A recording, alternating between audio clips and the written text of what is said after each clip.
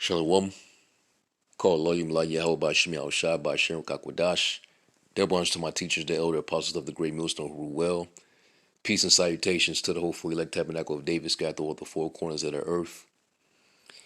Now, the scriptures tell you about how you're going to have men, novices, that's going to be lifted up with pride. And, when that happens, you can easily fall into the condemnation of the devil. And, the individuals that you're looking at on the screen, these are some cats that just came on the scene, not that long ago, and out of nowhere, they just come out of nowhere, and now they got the answers on these breakdowns of prophecy, and it's like, who did you come up under? Who taught you, or did you binge watch, several camps, and you just came to your own conclusion, and you just putting your little spin on it, and then you jumping your neck out there without even considering what you involving yourself in. But nevertheless, you know, these things got to happen. The scriptures say the deceived and the deceiver are his. So you got guys that are set up to lead you to salvation and teach you the truth, the right way. And then you also have deceivers that's going to lead you away from salvation. And that's upon you to discern for yourself who has the truth and who don't. The scriptures say, try the spirit by the spirit, because many false prophets are going. So you try the spirit by the spirit. All right. So anyway, of course, what caught my eye was this the topic. All right, they was going into the mark of the beast, and it's like, damn, why the hell do you need a damn near a 3 hour live show to prove what you believe or what you feel the mark of the beast is? It's really plain at the end of the day. It should be clear what it is. It doesn't take you 3 hours to explain what it is. Now, what I'm gonna do is I'm gonna play this segment. All right, so you can listen to what these guys are talking about, and then I'm gonna give precepts in response to that. And of course, edification is gonna come out, because when we do these videos, it's for your edification. For controversy, this ain't for tit for tat, going back and forth with guys. That's not what we do. We strictly about our Father's business, so that means we defend the gospel against whoever is coming up against the established doctrine. That's what we do. All right. So anyway, let's play the video so you can listen to this guy. Kingdom is not here yet, so that means that this nation, right, that's arise right now, has to be the beast, because everybody knows that we're in the last days. These are the last times. Christ has already came, fulfilled, and died for us. Now we're in the times of tribulation, the spiritual Babylon. And that's another red flag when these dudes call on the name of Christ, when they can't just simply just state the true name, the proper name of our Lord and Savior. That's another red flag right there, man. His name is in Christ. All right, his name is Yahweh Shai.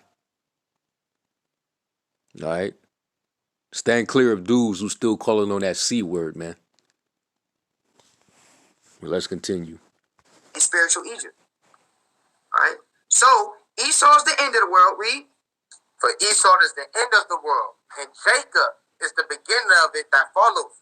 And Jacob, meaning the kingdom of Israel, will come next. So right now, we're in the last days right now.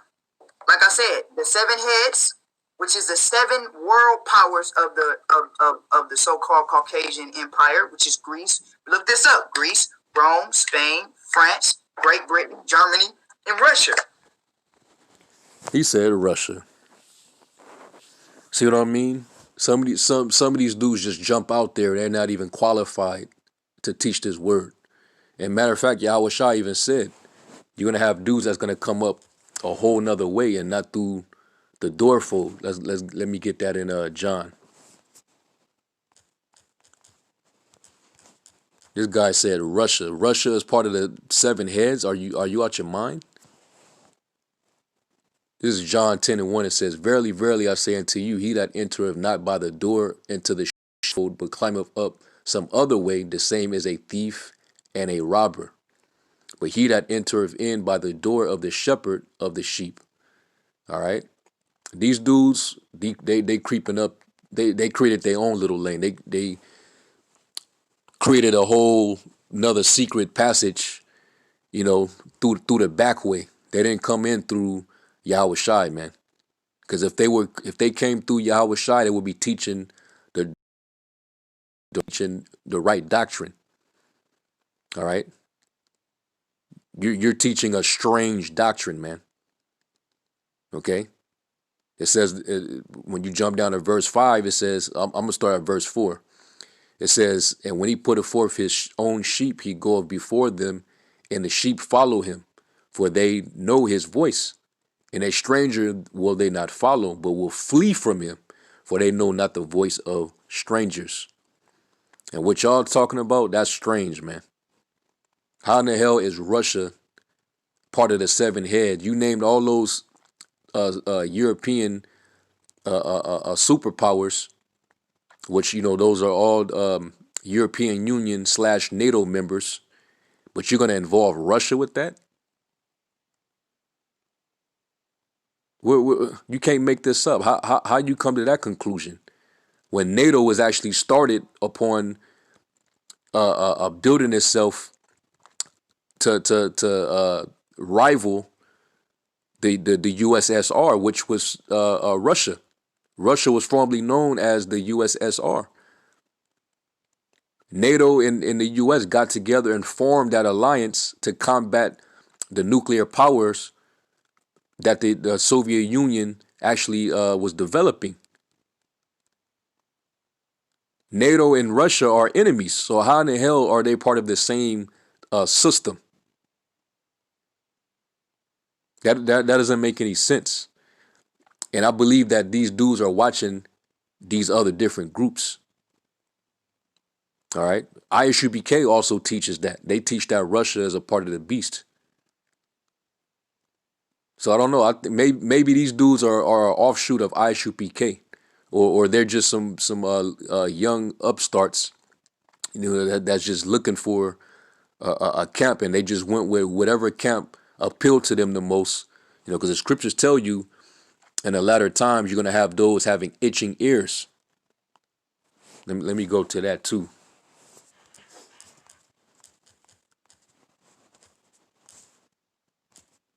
This is 2 Timothy 4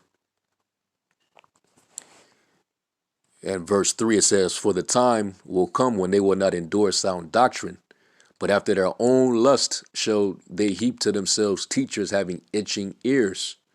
And they shall turn away their ears from the truth and shall be turned unto fables."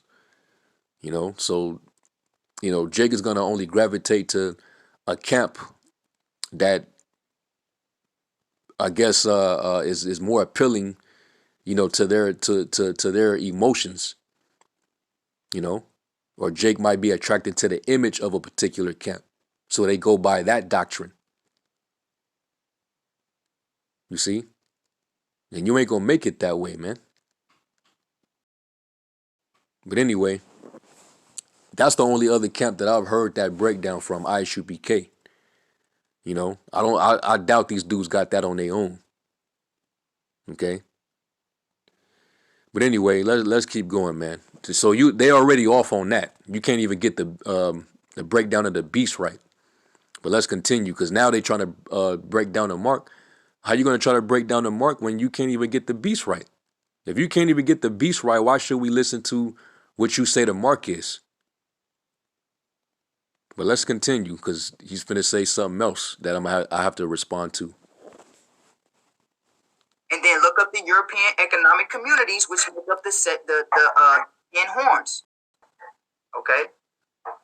So you gotta see this, that Esau is the Esau. This is why the dragon is called a red dragon. There's only two entities in the scriptures that was called red in terms of the actual word red. We're not talking about the word ready. We're not, because you got to get into the language of why different words are said in different scriptures, because it gives different meanings to the word.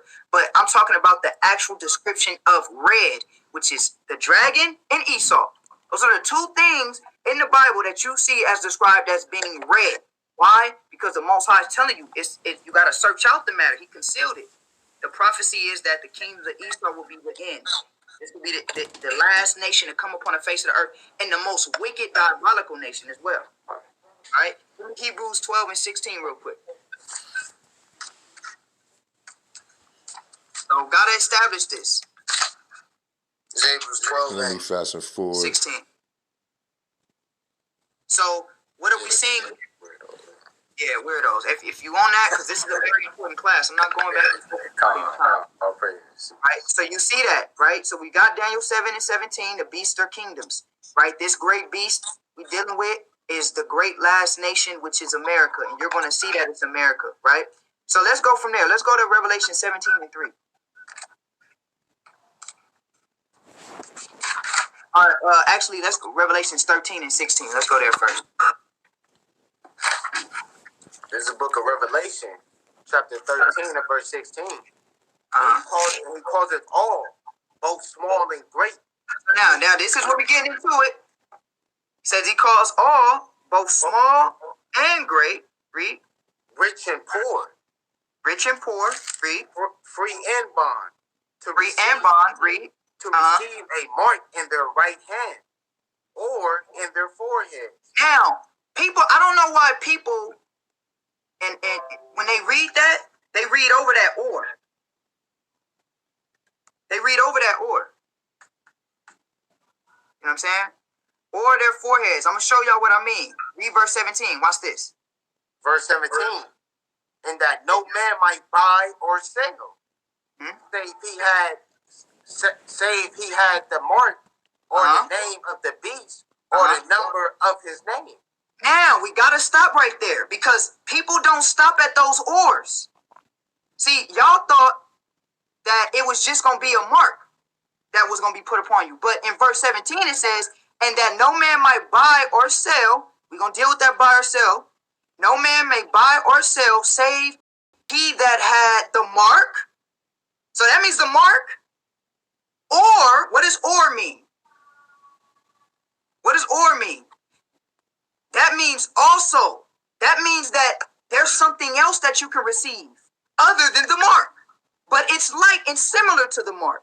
But it's not the actual mark because it says had the mark or the name of the beast or the number of his name. So now it's giving you a differentiation between the mark or the name or the number. All right, what he just did was an epic fail. The point that he's trying to make, he's totally wrong. And I'm going to show that. And those of you that, you brothers amongst Great Millstone, y'all already know what this term actually means and how to break it down. But, obviously those novices, they don't know. Basically, Revelation 13 and 17, let's go to it.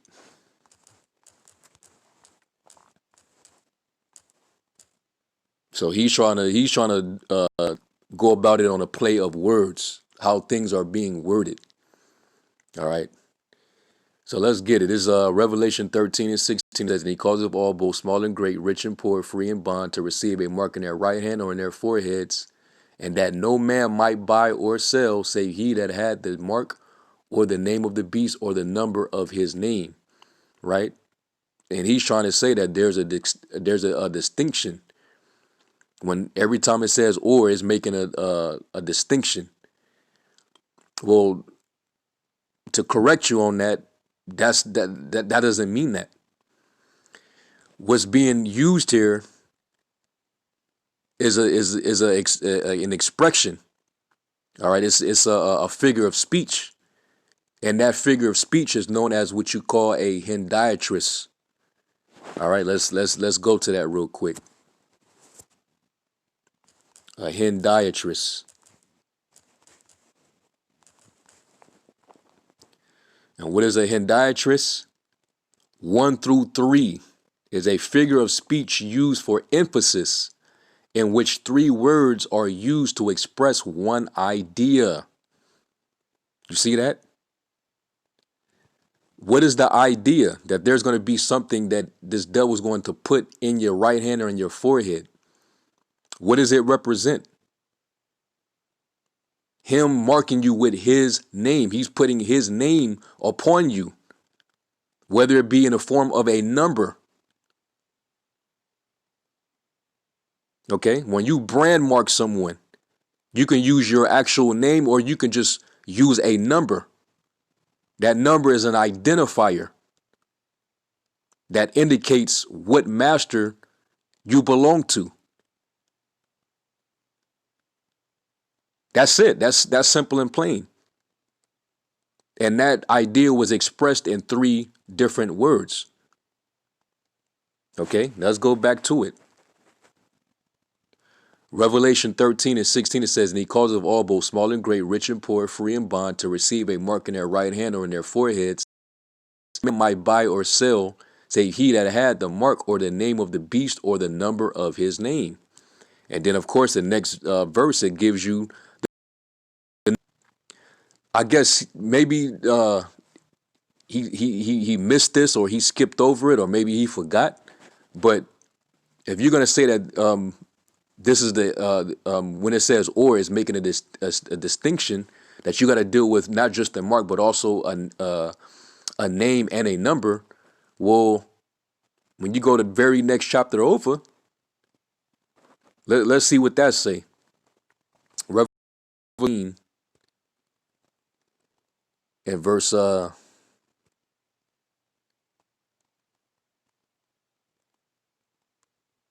I'll start verse 8. It says, and there followed another angel saying, Babylon is fallen, that great city, because she made all nations drink of the wine of the wrath of her fornication. And the third angel followed them, saying with a loud voice, if any man and his image, okay, because he has an image, he has a system, right?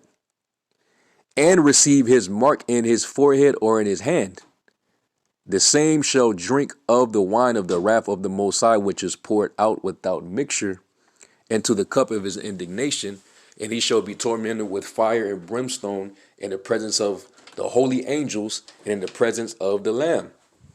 Okay, here's the point, verse 11. And the smoke of their torment ascended up forever and ever, and they have no rest day nor night, who worship the beast and his image, and whosoever receiveth the mark of his name. But I thought that there was a distinction. It says that, and whosoever received the mark of his name, showing you what? That they're all interchangeable. When you receive his mark, you received his number. If you received his number, you received his name, the number of his name. And then you see the system is all wrapped around that number. From the UPC code, all right, down to that bill, that Microsoft bill that Bill Gates proposed with the 060606. You see them, they the celebrities, they throw up the the 36. It's all around this man's system, because it has his vibration. And if you allow this devil to put that mark in you, you just been branded. You have his name, you have his number upon you. Now the Lord said he would surname us. All right, after he said he would put his name upon us. He said we're called by his name. But if you allow this devil to mark you, you no longer have that name. You have the name of the beast on you. Okay, just like when you get married with a woman, all right, her last name becomes your last name. Your name gets placed upon her. Okay? And that's what the Lord did with us, because he said that he's married unto us. Okay? He likened Jerusalem unto a comely and delicate woman. Let me get Isaiah real quick.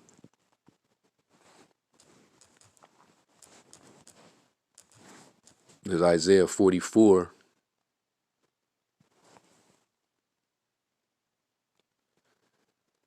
In verse 5, it says, one shall say, I am the Lord's, and another shall call himself by the name of Jacob, and another shall subscribe with his hand unto the Lord and surname himself by the name of Israel. And the Lord said that he will put his name upon us. Let me see if I can find that too. Actually, I think that's what the next chapter over. Let me see. I think it's Isaiah 45. In verse 4 it says, for Jacob my servant's sake and Israel mine elect, I have even called thee by thy name. I have surnamed thee, though thou hast not known me. Okay? So we're called by his name. The moment you allow this devil to put that mark on you, now you have a different name on you. And the Lord no longer see you as one of his. Because the Lord has his mark. And that's the seal that he's gonna have within the foreheads of his 144,000. All right, let me get that.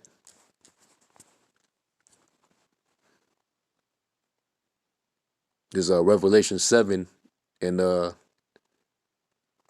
2. It says, and I saw another angel ascending from the east, having the seal of the living power, and he cried with a loud voice to the four angels, to whom it was given to hurt the earth and in the sea, saying, hurt not the earth, neither the sea nor the trees, till we have sealed the servants of our power in their foreheads. And I heard the number of them which were sealed, and there were sealed 144,000 of all the tribes of the children of Israel. All right, so the elect have a spiritual seal, which that's the mark that comes from the Most High. That's that mark of exemption, the Tawah that you read about in Ezekiel the 9th chapter.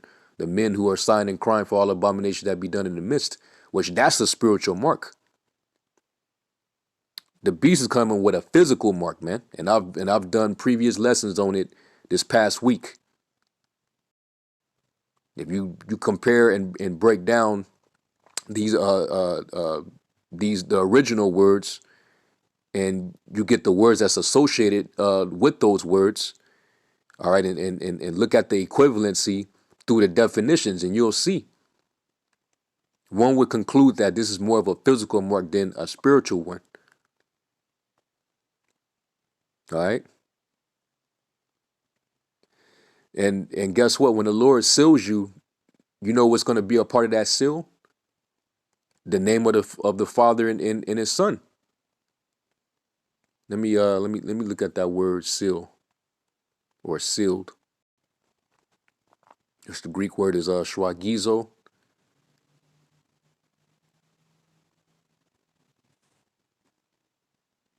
Okay, that's let me see. Let me go to the other one. Let me go to the other word for the word seal.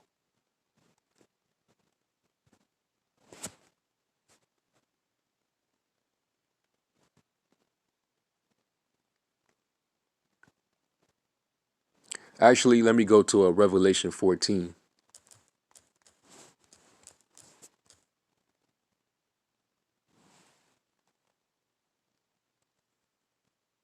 Yep. Revelation 14 and 1, it says, and I looked, and lo, a lamb stood on the Mount Zion, and with them 144,000, having his father's name written in their foreheads. Okay.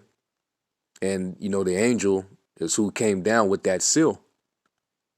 Okay.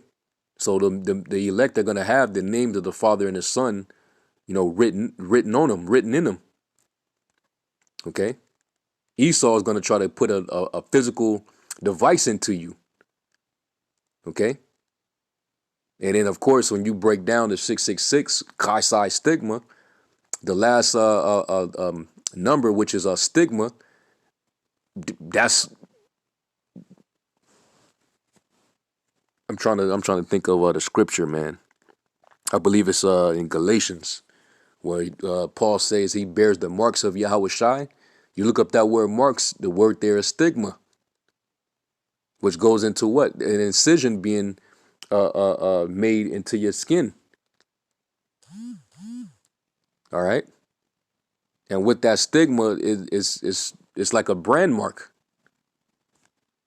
But let me I was trying to look for that word seal. Let me see.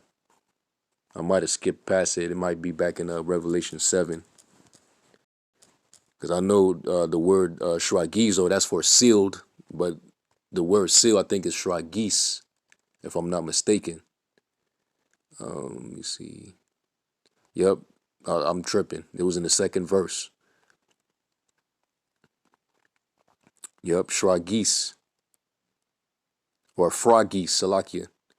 Now, what does it say in a definition? It says a seal placed upon books, a signet ring, the inscription or impression made by a seal of the name of the Most High in Hamashiach stamped upon foreheads. Bam. You see? So the Most High and his son, they have their mark, and Esau in the form of the beast has his. The elect are not gonna. That's what, and that's how you know that they already got the victory, because they already got the name of the Father and the Son stamped upon them spiritually. Okay, so they're already authenticated. They're already proved. So they're already going to have the victory over the beast, his image and his mark. But it's not looking too good for y'all. Y'all, come on, man. And I'm curious to see when it, just like the vaccine that's rolling out right now, they finna try to make it mandatory for everybody to get it. Well, they're gonna do the same thing with that chip, and we're gonna see what tune y'all gonna be singing. All right, we want to see y'all stand firm. All right, stand up on what y'all talking about, man. When this chip gets mandated, stand upon what y'all saying, man. That goes for all you camps out there that disagree with the chip being the mark, man. All right. And as for these dudes, let me put them back on the screen. All right. And this guy, he's very confident, man, that he believes that he's breaking this thing down right. And that's why the scriptures say, lean not to thine own understanding, man. All right. And also, you know, that proud spirit, man. This dude is proud as hell. Okay.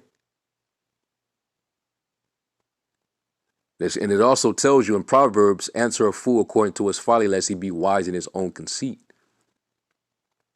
All right. And I'm going to end off with Hebrews 5.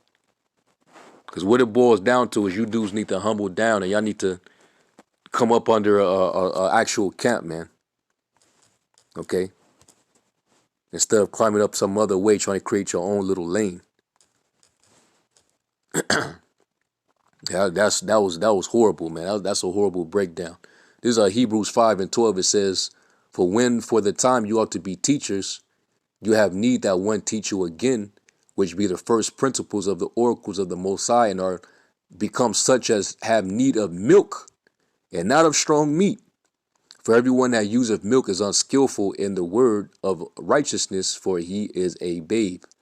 But strong meat belongeth to them that are of full age, even those who by reason of use have their senses exercised to discern both good and evil." All right. And, you know, y'all still are young. And hey, I'm young, you know, but hey, going on 11 years, man, you know, I'll at least have my senses discerned to understand what the mark of the beast is. Okay. You dudes might want to go back into the basics and build your way up, man.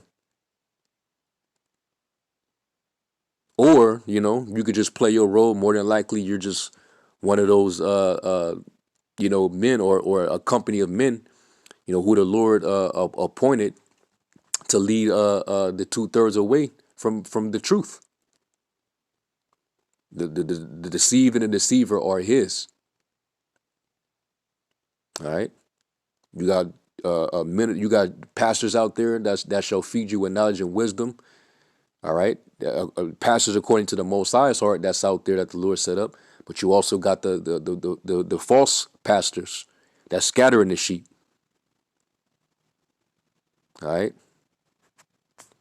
So anyway, I think I went long enough. I didn't went a half hour. I didn't even want to go that long, but the spirit just had me, just go into it, man. But hopefully this was edifying, man. I'm gonna give all praise to y'all. Shmi. I will shine to the next lesson. Shalom.